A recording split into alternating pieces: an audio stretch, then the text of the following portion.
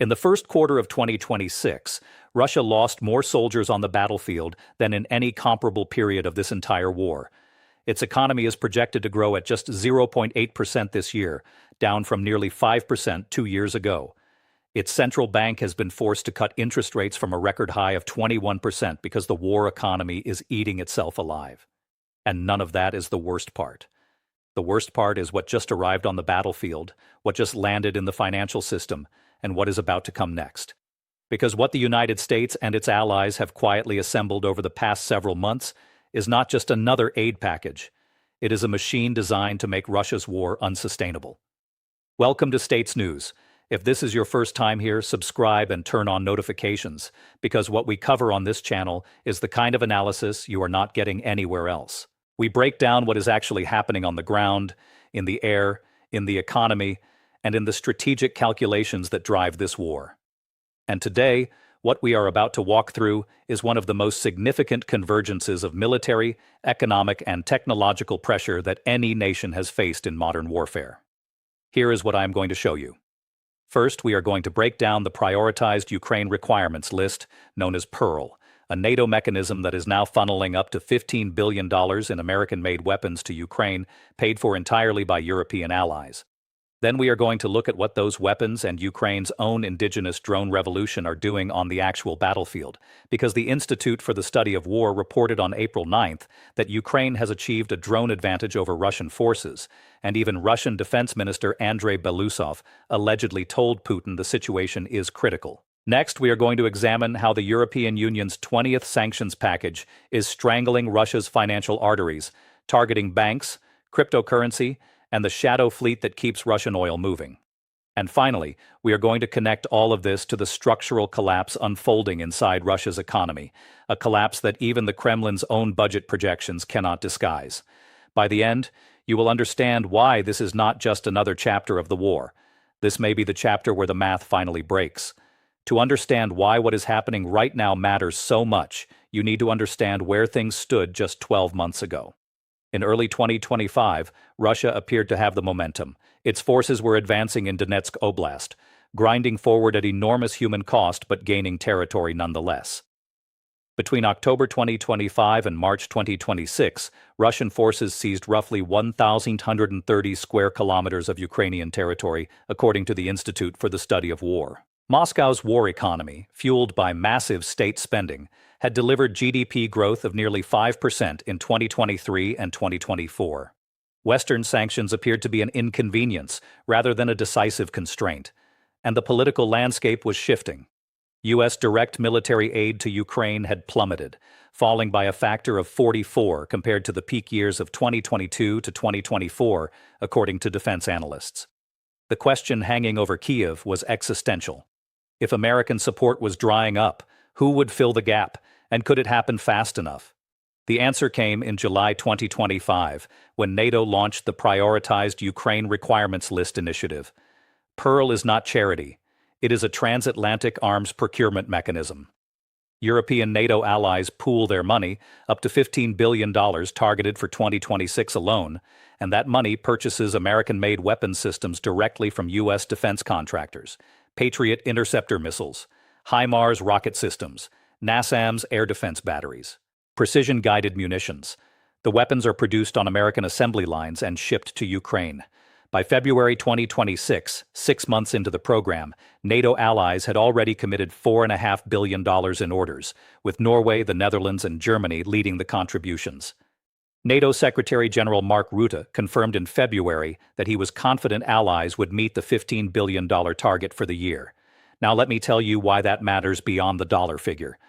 What PEARL does is decouple Ukraine's defense from the volatility of American domestic politics.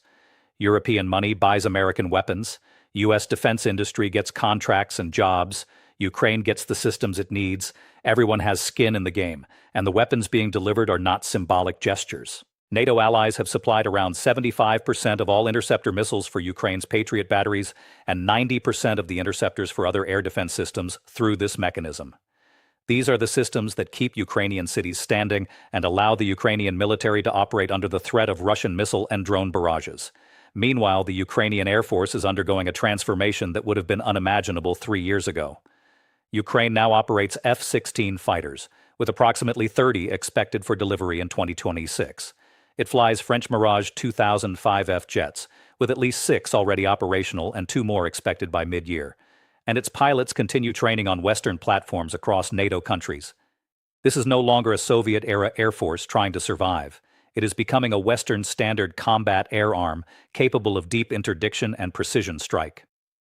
But here is where the story takes a turn that even Western planners did not fully anticipate. Because the most devastating weapon Ukraine has deployed in 2026 is not a Patriot missile or an F-16. It is not even a weapon that most people would recognize. It is a drone revolution that is rewriting the rules of modern warfare. On April 9th, the Institute for the Study of War published an assessment that deserves to be read very carefully. ISW reported that both Russian and Ukrainian sources now confirm that Ukraine has achieved a drone advantage over Russian forces on the battlefield. Think about what that means. For most of 2025, Russia held the edge in drone warfare, using its unmanned systems forces and innovative Shahed-based platforms to conduct battlefield air interdiction, hitting Ukrainian logistics, armor, and infantry positions deep behind the front lines. That advantage is gone. Ukrainian Commander-in-Chief General Oleksandr Syrsky reported on April 9th that Ukraine's unmanned systems forces now conduct over 11,000 combat missions per day. In March 2026 alone, Ukrainian drone forces struck over 150,000 verified targets. That number is up 50% from February. Over 350 mid-range strikes hit Russian logistics facilities, command posts, and energy infrastructure. And perhaps most critically, Ukrainian interceptor drones shot down 7,674 Russian drones in March, more than double the 2,975 intercepted in January. Russia is losing its ability to use drones offensively because Ukraine is killing them in the air faster than Russia can launch them. Now here is where it gets genuinely interesting. An unverified but widely circulated report from a Russian mill blogger on April 9th claimed that Russian Defense Minister Andrei Belousov told Vladimir Putin directly that Ukraine has a significant technological advantage in drone warfare on the front lines. According to this report, Belousov described the situation as critical. He allegedly told Putin that new Ukrainian drones operate around the clock, are virtually inaudible until the moment they strike, and that Russian conventional defense methods, including standard detectors and electronic warfare systems, are ineffective against them. ISW could not verify this report, but the battlefield evidence aligns with its claims. Ukrainian forces in winter and spring 2026 have made their most significant territorial gains since the Kursk incursion of August 2024. Russian advances have stalled across nearly every axis of advance. What happened? How did Ukraine flip the drone war in just a few months? Part of the answer lies in the Starlink shutdown of February 1, 2026. Russian forces had been illicitly using SpaceX's Starlink satellite network for frontline communications and to extend drone ranges. When that access was blocked, Russia's drone operations suffered an immediate degradation. Russian forces lost the ability to relay signals over extended ranges, coordinate complex multi-drone operations, and strike deep into Ukrainian rear areas. Meanwhile, Ukraine's indigenous drone industry, producing an estimated 7 million drones in 2026, continued iterating at a pace Russia could not match. Ukrainian manufacturers were fielding new drone variants every few weeks, testing them on the battlefield and scaling production of whatever worked. Russia, by contrast, had prioritized mass production of a few proven models over innovation. When the battlefield conditions changed, Russia could not adapt fast enough. The ISW assessment on April 9th also noted something that deserves particular attention. A Russian mill blogger reported that Ukrainian forces near the junction of Dnipropetrovsk and Zaporizhia oblasts, where Ukrainian counterattacks have been most successful, were simultaneously deploying 300 to 400 drones to a depth of 20 kilometers. That is not a tactical capability. That is an operational-level weapons system being run by infantry units. No military in history has deployed drone saturation at this density in active ground combat. This is new, and Russia has no answer to it yet. But the military dimension is only half the story, because while Ukraine's drones are grinding down Russian forces on the front line, a second front is attacking Russia's ability to sustain those forces at all. The European Union's 20th sanctions package, proposed on February 5th and pushed through in March 2026, represents the most aggressive financial assault on Russia's war economy to date. The package targets 20 additional Russian regional banks, effectively cutting off secondary financial channels that Moscow had been using to circumvent earlier sanctions. It imposes a total ban on all cryptocurrency transactions between EU entities and Russian counterparties, closing a loophole that Russia had increasingly exploited to move money outside the SWIFT banking system. It introduces a full maritime services ban covering Russian oil shipments, meaning EU companies can no longer provide insurance, banking, shipping, or support services for Russian crude exports. And it tightens export restrictions on dual-use goods, from rubber to tractors to microelectronics. Think about what that means in combination.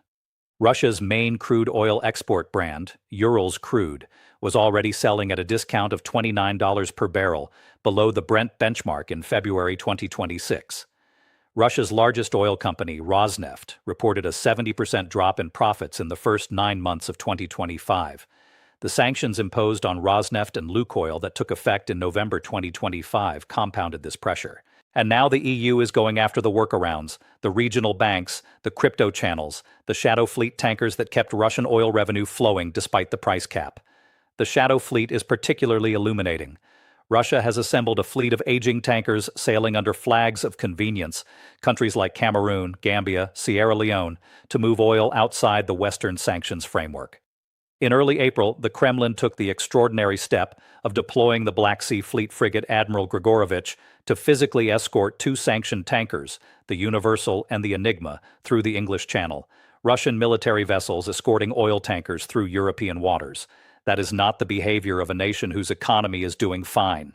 That is the behavior of a nation that knows its revenue lifeline is under direct threat. European states have been seizing shadow fleet tankers with increasing frequency, and the UK has authorized interdiction of sanctioned vessels in its waters. Now step back and look at the economic picture as a whole, because the numbers tell a story that Moscow desperately does not want you to hear. Russia's GDP growth forecast for 2026 has been cut to 0.8%, according to a Reuters poll of 16 analysts published on March 31st. The IMF projects a similar figure. This is down from nearly 5% growth in 2023 and 2024. But even that 0.8% figure is misleading, because the growth that exists is almost entirely concentrated in defense-related sectors, military-linked industries, metal production, electronics for weapons systems, transport vehicle manufacturing. These sectors have grown by nearly 50% compared to 2021. Civilian industries have grown by just 8% over the same period. Russia is not building an economy. It is building a war machine strapped to the skeleton of an economy. The Russian central bank has cut its key interest rate from a record high of 21% to 15%, but that is not a sign of strength. It is a sign that the economy is cooling so rapidly that the bank fears stagnation more than inflation. Unemployment sits at a historic low of 2%, which sounds positive until you understand that it reflects catastrophic labor shortages caused by military mobilization, emigration, and 3 decades of demographic decline. Firms cannot find workers. Wages in military-connected sectors are soaring, pulling workers away from civilian industries. Part-time work and wage arrears are increasing. Russia's own statistical agency, Rosstat, forecasts growth of just 1.1%, and that may prove optimistic.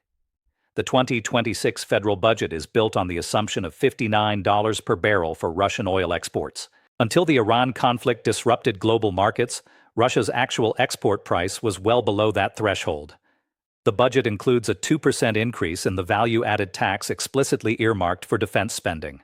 The liquid portion of Russia's national wealth fund, its rainy day reserve, has shrunk from 6% of GDP in 2021 to below 2%.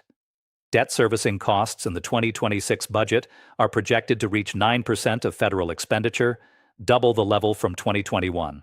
Russia is not just spending money it does not have. It is borrowing against a future that gets bleaker with every passing quarter, and here is the second-order effect that ties everything together. Russia's defense industrial base has done something remarkable in expanding production under sanctions, but that expansion has come at an enormous cost. Dual-use and restricted goods now reach Russia through intermediary countries at higher prices and in smaller volumes. Research from the Bank of Finland has documented this inefficiency in detail.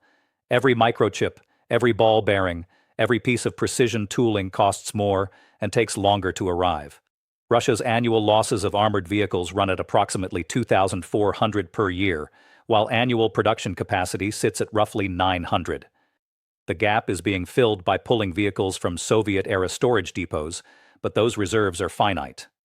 Russia has lost approximately 16,000 vehicles since February 2022 and has replaced them largely by refurbishing old equipment. Two-thirds of Russia's current fleet of roughly 21,000 vehicles were pulled from storage. When those depots run dry, the arithmetic becomes devastating. Now, there are important caveats that any honest analysis must acknowledge. The Iran conflict that erupted in late February 2026 has scrambled parts of this picture in ways that complicate the optimistic reading. Global oil prices surged by at least 20% due to restrictions on maritime traffic through the Strait of Hormuz. If those elevated prices persist for several months, Russia's state finances gain significant breathing room. The U.S. government itself issued a 30-day sanctions waiver in March, permitting the purchase of Russian oil already loaded at sea, a move that Ukrainian President Zelensky publicly condemned as funding Russia's war effort. There is a real tension in Western policy between squeezing Russia's oil revenue and managing global energy prices, and that tension has not been resolved.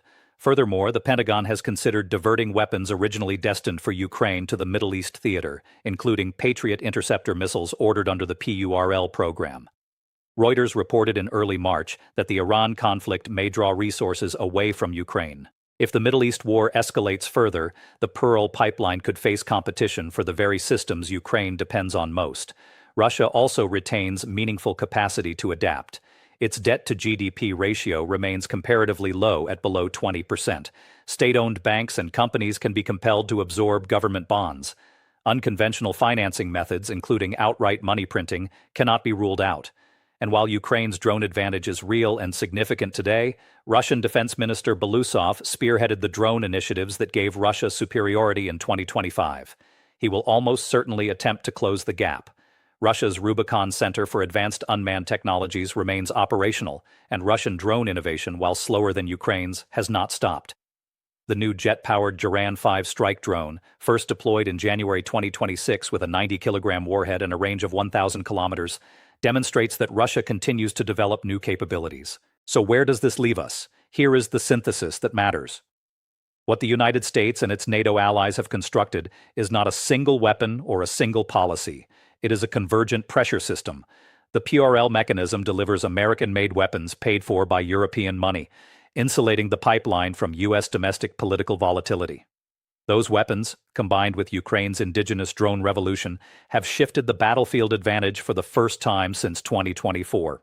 The EU's 20th sanctions package attacks Russia's financial workarounds, its banks, its cryptocurrency channels, its shadow fleet, tightening the economic noose at the same time that falling oil revenues, labor shortages, and unsustainable defense spending are degrading Russia's capacity to sustain the war. None of these pressures individually would be decisive. Together, they create a compounding effect. Russia cannot replace its battlefield losses fast enough. It cannot generate economic growth outside the defense sector. It cannot finance the war at current levels without depleting its reserves and borrowing at punishing rates. And it cannot match Ukraine's pace of drone innovation, which is being driven by the existential urgency of a nation fighting for survival. That does not mean the war is over. Russia retains enormous capacity for destruction. It still controls significant Ukrainian territory. And the geopolitical wildcards, the Iran conflict, shifts in U.S. policy, potential energy disruptions, could alter the trajectory in ways no one can fully predict. But the strategic math has changed. Russia's war economy is entering what economists at the European Leadership Network have called a period of fiscal exhaustion and structural strain. Its growth forecasts are collapsing, its reserves are dwindling, its labor force is depleted, and on the front line, its soldiers are facing a drone swarm they cannot detect, cannot jam, and cannot outproduce. This is going to be one of the most consequential years of this entire conflict. If you want to understand what happens next, subscribe to States News, because we will be here, breaking down every development, every weapon system, every strategic shift, with the depth and precision this story demands.